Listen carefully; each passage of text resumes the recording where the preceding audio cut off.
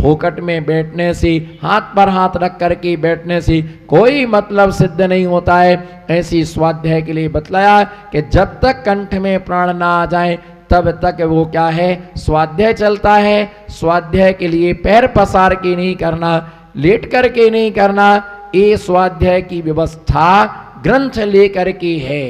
ग्रंथ लेकर के कभी लेटना नहीं, लेट करके पढ़ना नहीं।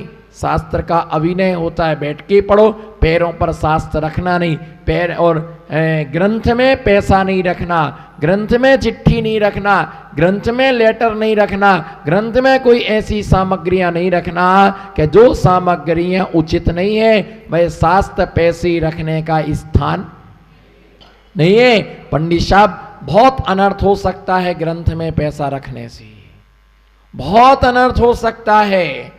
कुछ भी हो सकता है ग्रंथ में पैसा रखने से, है ना। ग्रंथ में चिट्ठी रखने से किसी मुनि का अहित हो सकता है, किसी मुनि पर बहुत बड़ा दोषारोपण हो सकता है। मान लो पद्म पुराण ग्रंथ था, और पद्म पुराण नाम का जो ग्रंथ था, उस ग्रंथ में आपने 500 का नोट क्या कर दिया, रख दिया।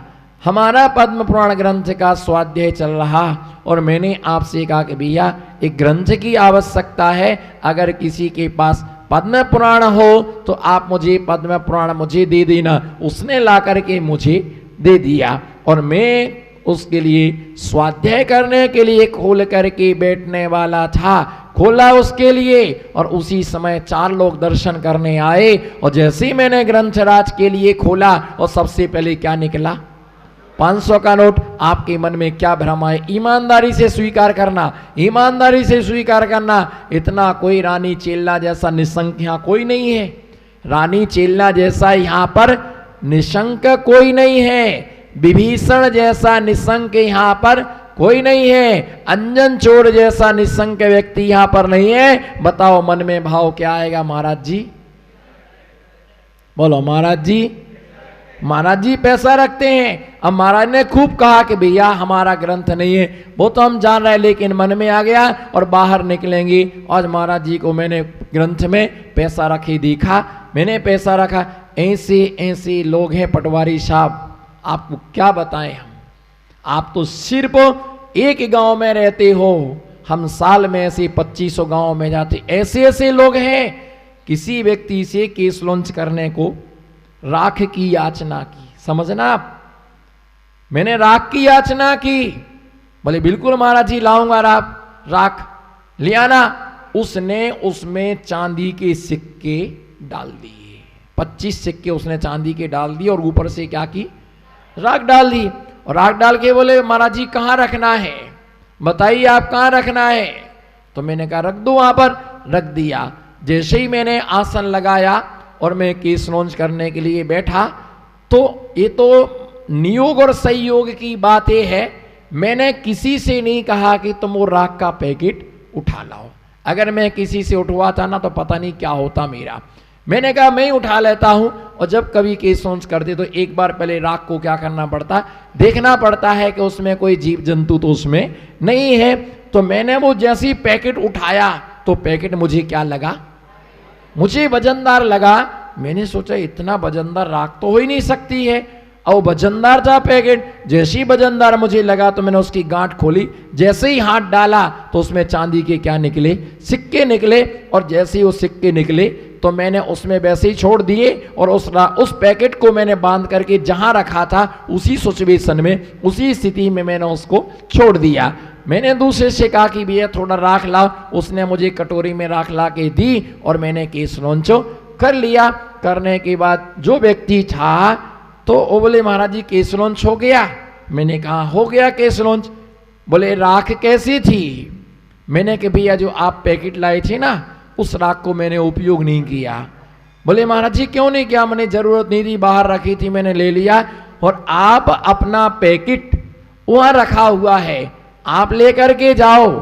बोले महाराज जी क्यों? बोले रख लेना आप पैकेट, आपके थैला में रखे देती हैं, कभी आपको जरूरत पड़े तो आप उस राख का उपयोग कर लेना। मैंने कहा महानुभाव, मैंने कहा महानुभाव, बहुत बहुत धर्मात्मा, मेरे शब्दों पर ध्यान दें आप, बहुत बहुत महानुभाव, क्या बहुत बहुत महानुभाव, बहुत बड़े धर्मात्मा, पुण्यात्मा, तुम क्या चाहते हो मेरे से? महाराज क्या हो गया? मैंने कहा तुम चाहते क्या हो मेरे से बताइए। बोले कुछ नहीं महाराज। मैंने कहा आपने उसमें क्या डाल के रखा है? बोले मैंने तो कुछ नहीं डाला है। मैंने कहा बंदे उसमें चांदी के सिक्के हैं, लेकर के जाओ, लेकर के जाओ अपने घर पर। लेकर के गया तो उस कर्म के करिया ने जाकर के गिना कि 25 पूरे हैं या पूरे हैं, 25 पूरे हैं या नहीं। उसका मतलब ये था कि महाराज जी रखते हैं कि नहीं रखते, क्या करते कि क्या नहीं करते हैं, और एक कसर हम बाद में क्या करेंगे, निकालेंगे। देखो महाराज जी चांदी के क्या रखते हैं, सिक्के रखते हैं। ऐसे ऐसे लोग क्या होते हैं, मिलते हैं। क्या होते हैं? ऐसे ऐसे लोग क्या होते हैं, मिलते हैं। और ऐसे लोगों से साधुओं को हमेशा बच करके रहना चाहिए। कौन कैसा है, किस प्रकार की किसकी प्रक्रिया है संसार में, है ना। संसार में अलग अलग प्रकार के लोग हैं। तुलसी इस संसार में भांति भांति के लोग, बोलो नमो सिद्धाड़म। तुलसी इस संसार में भांति भांति के लोग, कुछ तो पूजा जोग हैं, बोलो कुछ तो पूजा जोग हैं, और कुछ हैं चूल्हे जोग। समझ में नहीं आया? आ जाएगा बिल्कुल, मैं भीतर तक पहुंचाऊंगा, मैं भीतर तक पहुंचाऊंगा। तुलसी इस संसार में, बोलो तुलसी इस संसार में भांति भांति के लोग, और कुछ तो पूजा जोग हैं और कुछ हैं चूल्हे। कुछ लोग ऐसे होते कि जिनको चूल्हे में लगा देना चाहिए, तभी इस विश्व में क्या होगी, शांति होगी। ये ध्यान रख के चलना। मैं हिंसात्मक शब्द नहीं बोल रहा हूं। मुझे प्रतिपल एहसास है कि मैं दिगंबर महामुनिराज हूं, मैं गणधर स्वामी की पीठ पर मैं बैठा हुआ हूं। मेरा सत्य महाव्रत है, मेरा अहिंसा महाव्रत है, मेरा ब्रह्मचर्य महाव्रत है ना, मेरा आचौरी महाव्रत है। मुझे प्रति समय एहसास है मैं क्या बोल रहा हूं, है ना। कुछ तो पूजा, तुलसी संसार में भांति भांति के लोग, और कुछ तो पूजा जोग हैं, कुछ हैं चूल्हे जोग। चूल्हे जोग का मतलब है कि भाई आदमी इस संसार में कुछ ऐसे भी लोग हैं जो आशीर्वाद के पात्र नहीं है, वो धर्म के पात्र नहीं है, पूजा के पात्र नहीं है, व्रत उपवास करने के पात्र नहीं है, नमोकार महामंत्र की माला फेरने के भी वो पात्र नहीं है। ऐसी भक्ति भी संसार का कारण बनती, वो संसार से पार नहीं कर सकती है। बताइए पंकज भाई, आप पत्थर को तिरा सकते हैं? बोलो, एक भी बंदा खड़ा हो जाए वो कहे कि हम पत्थर को तिरा सकते हैं। बोलो मनोज भाई, सीपी भाई, आप पत्थर को तिरा सकते हो? वो ताकत, वो जुनून तुम्हारे अंदर हो कि एक पाषाण शिला को, और हल्का फुल्का कंकर नहीं, एक वजनदार पत्थर के लिए बताओ कौन सा ऐसा शख्स है, कौन सा ऐसा शख्स है जो उसको तिरा सके, जो उसके लिए एक किनारे से दूसरे किनारे ले जा सके। कोई भी उस पत्थर को तिराने में क्या नहीं होता है, समर्थ नहीं होता है। अगर वो पत्थर भी तिर सकता है, वो पत्थर भी नदी को पार कर सकता है, और ये चैलेंज है कि वो पत्थर का इतना भी भाग भीगेगा नहीं, बशर्ते वो पत्थर अगर नाव का सहारा ले ले तो। क्या? अगर वो पत्थर नाव का सहारा ले ले और नाव के ऊपर बैठ जाए, तो उस पत्थर का कोई बाल बांका करने में समर्थ हो, कोई बाल बांका करने में समर्थ नहीं है, वो पत्थर भी तिर जाता है। इसी प्रकार से पापी व्यक्ति को कोई तार नहीं सकता है। बोलो, पापी व्यक्ति को कोई तार नहीं सकता है। लेकिन ये भूल में मत रहो, पाप से घृणा मत करो, पापी से घृणा मत करो, पाप से घृणा करो, पापी से घृणा। पाप से घृणा नहीं करना, पापी से घृणा नहीं करना, पाप से घृणा करो। अरे पापी भी तर जाता है, पापी से पापी व्यक्ति तर गए, है ना, पापी से पापी व्यक्तियों के भाव, है ना, सुधर गए। और उसका हेतु ये है कि अंजन चोर ने पंच नमस्कार मंत्र का आश्रय लिया। आर्णम जाणम कछु न जानम, बोलो बोलो, आर्णम जाणम कछु न जानम, सेठ बचन परमाणम। सेठ बचन, है ना, सेठ ने मुझे नमोकार मंत्र दिया और उसके नमोकार मंत्र से वो भी क्या हो गया, उसी सेठ के वचन पर श्रद्धान हो गया। अहो अहो आत्मन, बोलो अहो अहो आत्मन, कहो आत्मन, बोलो अहो अहो आत्मन, कहो आत्मन। उसी सेठ के वचन पर श्रद्धान हो गया। और इस मिथ्या दृष्टि जीव को साधु के वचनों पर भी श्रद्धान, उसके लिए सेठ के वचनों पर उसके लिए श्रद्धान हो गया।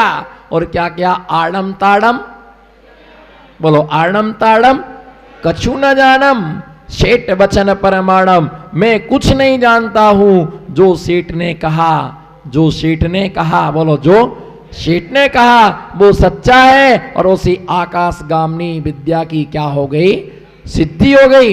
पंच परमेष्टि का सहारा लिया और वो भी संसार से क्या हो गया, वो भी संसार से पार हो गया। हमने सुना तुमने अंजन को तारा, भजन में आता, हमने सुना तुमने अंजन को तारा, नमोकार मंत्र का लेके बहाना। हमने सुना सेठ सुदर्शन को तारा, सूली का लेके सहारा। हमने सुना तुमने सोमा को तारा, नांगे का लेके, नांगे का लेके बाहर, है ना, बहाना। हमने सुना तुमने सैनिक को तारा, सम्यक्त का लेके सहारा, सम्यक्त का लेकर के सहारा। तुमने सबको तारा, अब हमारा क्या है, नंबर है। अब हमारा सबको तारा, अब हमारा क्या है, हमारा अब नंबर है। इसलिए स्वाध्याय ज्ञान ध्यान जब तक कंठ में प्राण ना आ जाए तब तक जिनवाणी का रसा स्वादन करना। ऐसी स्वाध्याय से क्या है, शोक भय क्लेश, है ना, कालुस्ता, है ना, आदि जो है हमारे अंदर शक्ति का संचार होता है, मन प्रसन्न होता है। इसलिए स्वाध्याय की परंपरा को बरकरार रखना चाहिए। आगे देखेंगे जब संलेखनादारी संलेखना करता है तो उसके आहार का क्रम का त्याग कैसा होता है। रत्नकर्ण श्रावकाचार्य का 127वें नंबर के इस श्लोक का हम सभी मिलकर के उच्चारण करेंगे। एक बार हम उच्चारण करेंगे, दूसरी बार आप उसका उच्चारण करेंगे। जितना साफ शुद्ध स्पष्ट उच्चारण होता है ना, उसका आचरण भी उतना शुद्ध होता है। स्पष्ट वक्ता न वंचिता, स्पष्ट वक्ता, स्पष्ट वक्ता न वंचिता। हम एक एक उच्चारण करेंगे। आहारम परिहाप्या, जोर से उच्चारण करेंगे। आहारम परिहाप्या क्रमसा स्निग्धम विवर्धयेत् पानमा, स्निग्धम चहा पीत्वा कर्पाना पूरयेत् क्रमशः, कर्पानम पूरयेत् क्रमशः। एक साथ, आहारम परिहाप्या क्रमशः स्निग्धम विवर्धयेत् पानम, स्निग्धम चहा पीत्वा कर्पानम पूरयेत् क्रमशः। इस प्रकार से संलेखना करने वाला साधक आहार का क्रम क्रम से क्या करता है, त्याग। त्याग तो करना ही पड़ेगा, बोलो त्याग तो। राग में समाधि नहीं है, बोलो राग में समाधि नहीं है और समाधि में राग नहीं है। समाधि में भीड़ तो हो सकती है पर भीड़ में कभी समाधि में भीड़ तो हो सकती है पर भीड़ में कभी भी समाधि नहीं हो सकती है। और जिसके समता भाव नहीं है, भूल जाओ, उसे समाधि नहीं मिल सकती है। भूल जाओ उसके लिए, उसे कभी समाधि की प्राप्ति नहीं हो सकती है। अरे कोई बात नहीं, कम से कम अंत समय में भावना तो भाव कि हे भगवान समाधि पूर्वक मरण हो, हे भगवान समाधि पूर्वक मरण हो, दिन रात मेरे स्वामी में भावना, दिन रात मेरे स्वामी में भावना है भाऊं, देहांत की समय में तुमको ना भूले जाओ। ध्यान रख करके चलना, समाधि ऐसे नहीं मिलने वाली। होटल में खाने वालों को कभी भी समाधि नसीब नहीं होती है। होटल में खाने वालों को कभी भी समाधि की प्राप्ति नहीं होती है। जिस शरीर में ज्यादा सौंदर्य, शरीर का जिसके लिए राग है ना, बस दो ही बीमारी है, एक महिला को बीमारी, एक पुरुष को बीमारी, दो बीमारी हैं। बताऊं क्या उनके नाम? नमो सिद्धाड़म। दो बीमारियां हैं। महिलाओं को बीमारी है, महिलाओं को सबसे बड़ी बीमारी है, कौन बनेगी विश्व सुंदरी। देखत में न लगत में, भगत में न लगत में, कुछ भी नहीं। एक आंख कहीं जा रही, एक कान कहीं जा रहा, दो दांत कहीं जा रहे, दांत पर दांत चढ़ा, विश्व सुंदरी। इनको बीमारी है, कौन बनेगी? विश्व सुंदरी। और हमारे इन लोगों को बीमारी है, कौन बनेगा करोड़पति। क्या? नमो सिद्धाड़म। कौन बनेगा? और इनको बीमारी है, कौन बनेगा? कौन बनेगी? कौन बनेगी? विश्व सुंदरी। और इनको बीमारी है, कौन बनेगा? करोड़पति। पैसे में समाधि नहीं है, उस समाधि में कहीं जाओगे, महाराज जी समाधि करा दो, तो महाराज जी पहले कहेंगे हमारे क्लिनिक में इनको भर्ती करा दो। क्या? हमारे क्लिनिक में इनको, हमारे संग में आ जाओ, क्योंकि समाधि में घर नहीं होता है और घर में कभी भी समाधि। इसलिए सबसे पहले मोह माया सब छोड़ना पड़ेगा। अब संलेखना दो प्रकार की, समझने का पुरुषार्थ करें। समाधि संलेखना दो प्रकार की, एक काय संलेखना और दूसरे का नाम है कसाय संलेखना। कौन सा? एक काय संलेखना और एक कसाय संलेखना। काय संलेखना का मतलब होता है शरीर को क्रश करना।